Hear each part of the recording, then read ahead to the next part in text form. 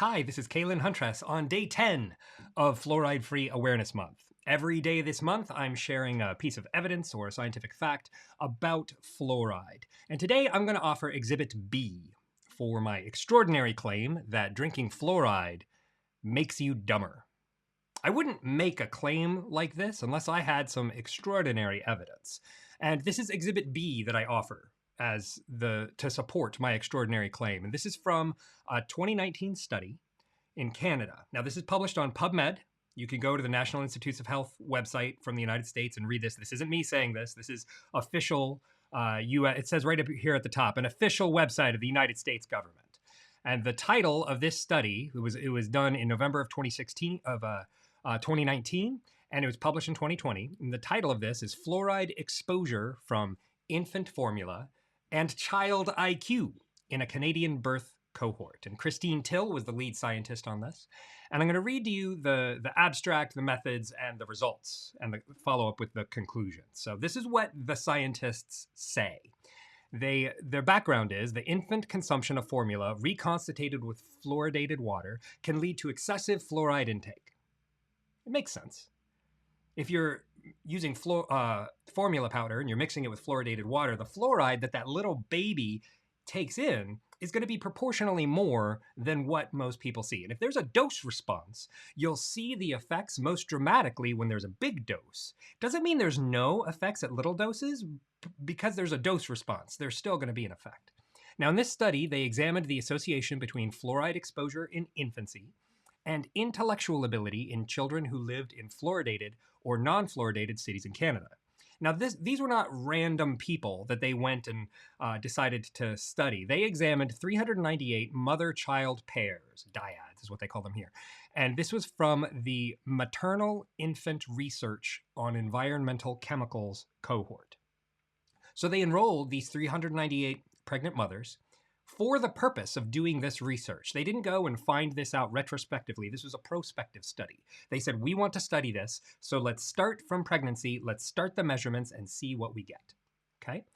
Now, everybody in this cohort reported drinking tap water, and they estimated fluoride concentration using municipal water reports.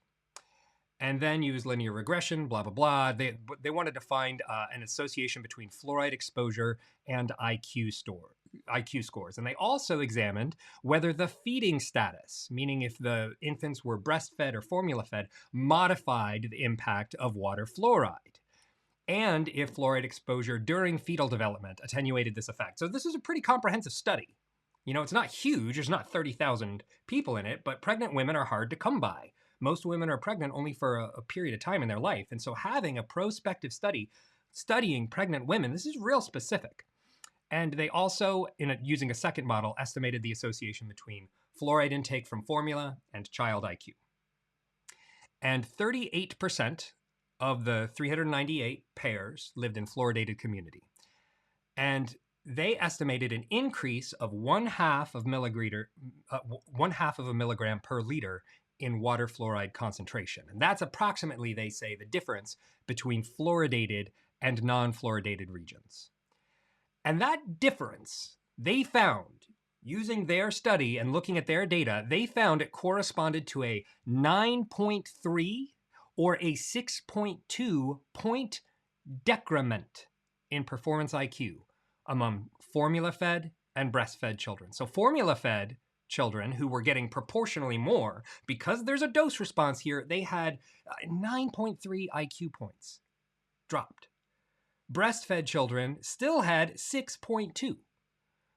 And they go through the specifics of whether they had they had exposure in the womb and the formula, and they go through all of these. Their conclusion is that exposure to increasing levels of fluoride in tap water was associated with diminished nonverbal abilities, and the effect was more pronounced among formula-fed children.